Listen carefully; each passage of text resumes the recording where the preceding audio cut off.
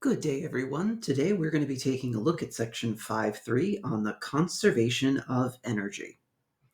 So the first thing about the conservation of energy is that it is one of the great laws of physics. This means that it is true here on Earth and everywhere in the universe. The law of conservation of energy states, energy cannot be created or destroyed. It can only be transformed from one form into another. We can also say that the total energy of the system only changes when work is done on it. So, for example, if we have a ball up at the top of a position here, it has gravitational potential energy. Let's say 10 joules. If that falls to the ground, well, now that 10 joules of gravitational potential energy transforms into being kinetic energy, and the gravitational potential energy has dropped to zero. Notice that the mechanical energy is the same the whole way through. It's always 10 joules in this case. So, in other words, once energy is put into a system, such as raising the ball off of the ground, the energy will remain in the ball until work is done to remove it and change it into another form, or to remove it from the object entirely. When we drop it, the ball's energy becomes kinetic energy again, and then if the ball bounces, it will become potential energy. Now, we are not going to be concerned with things like heat, sound, and friction, so we are talking about perfectly conserved energy. No energy loss because of heat, sound, or friction.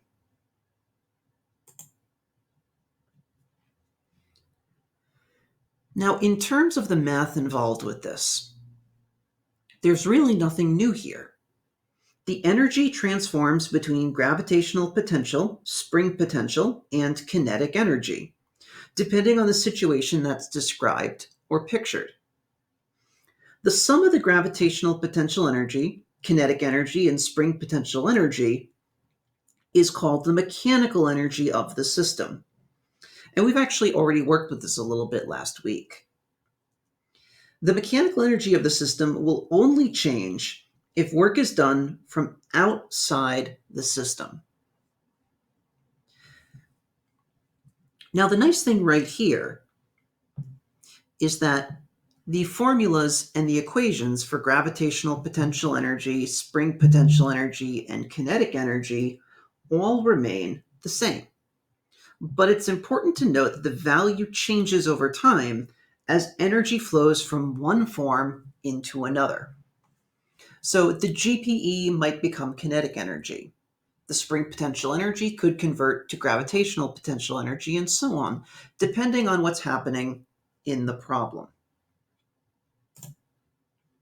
So let's take a look at this example. Up at the top here, we'll call this position A. The roller coaster car has very high potential energy, but very low kinetic energy. Let's say, for the sake of argument, they have 80 joules of potential and 20 joules of kinetic. This means that the mechanical energy of the system is a total of, 100 joules. And that's going to be the same here and here as well. The sum of the potential and kinetic energies at each point must always be equal to 100 joules.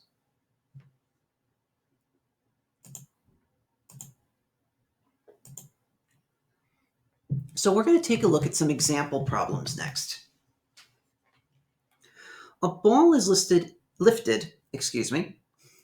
I can read, I swear. Coronavirus hasn't gotten to me this hard yet. A ball is lifted 8 meters off the ground. If the ball's mass is 5 kilograms, how much velocity will the ball have just as it's striking the ground. So in this problem, we're looking at two phases. We're looking at the ball when it's here at the top of the position, when the ball is that 8 meters off the ground. So that's our height of 8 meters.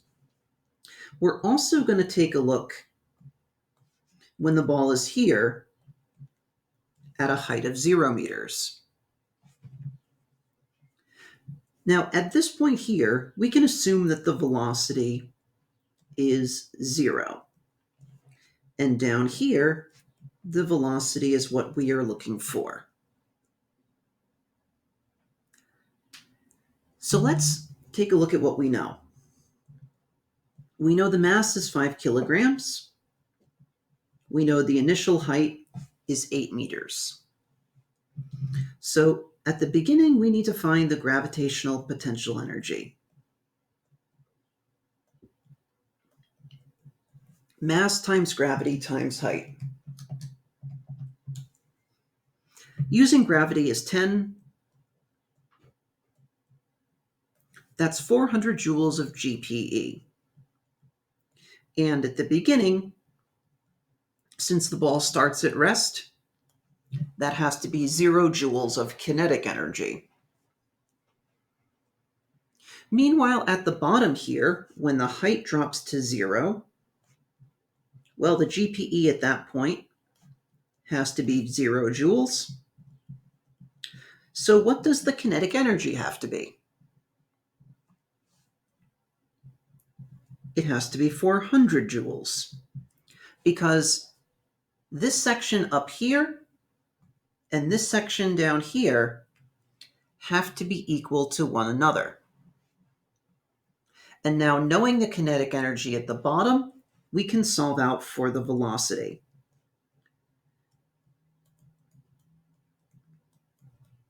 The square root of twice the kinetic energy over the mass.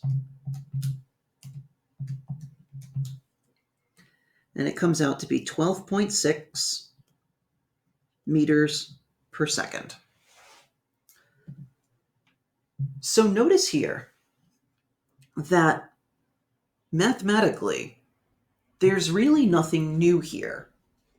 We're using the same equations that we used at the start of the unit, and the only thing that we're factoring in now is multiple positions.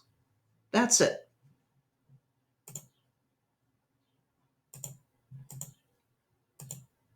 Example 2.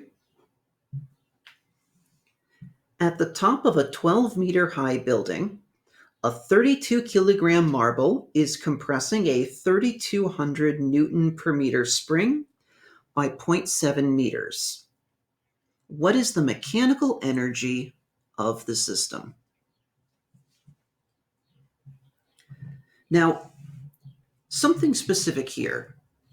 Whenever a spring is being compressed, the velocity must be 0.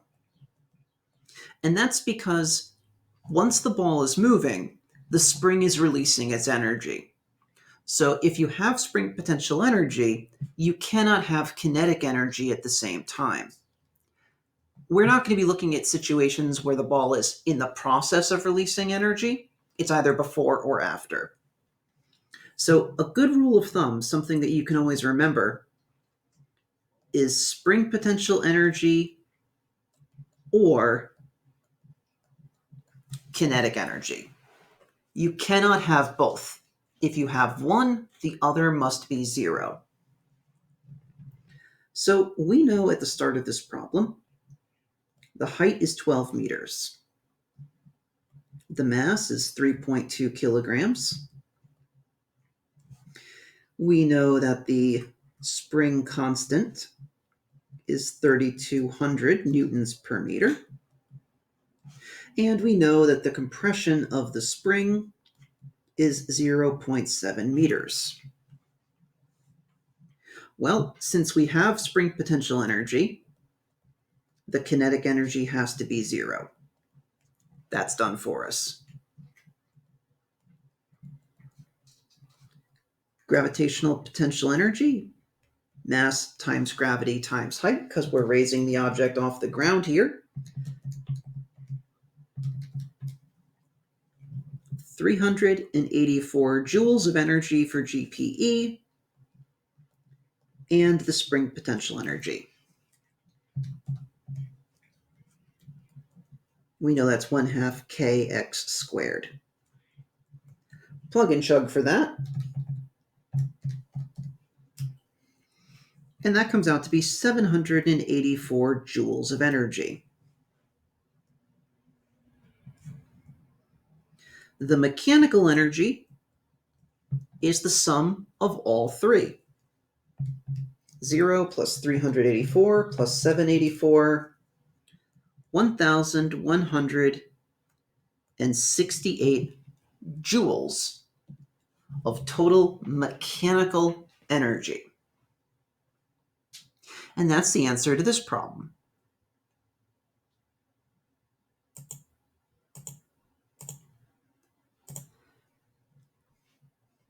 Now this one here, we're carrying over the mechanical energy from the previous problem.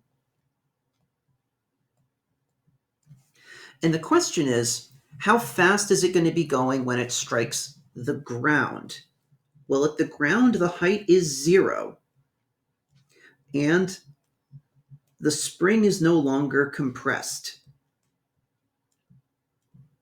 This means the gravitational potential energy has to be 0, and the spring potential energy has to be 0.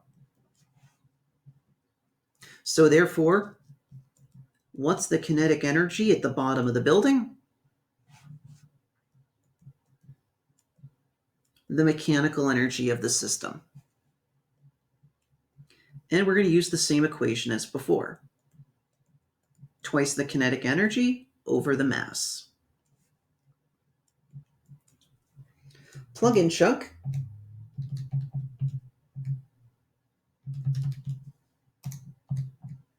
The mass, by the way, was 3.2 kilograms from the previous problem.